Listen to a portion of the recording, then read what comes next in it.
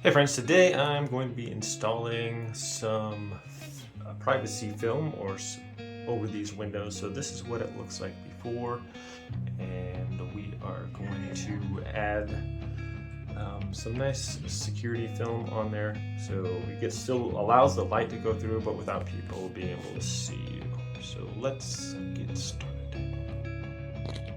Alright friends, we're going to need the following tools to install this Duofire static cling glass film. Okay.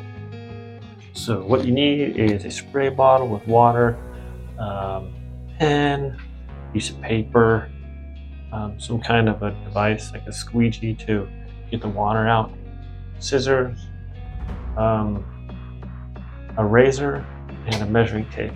Also some glass cleaner, maybe some paper towels. I already cleaned off my window. And so next we're going to get our film out.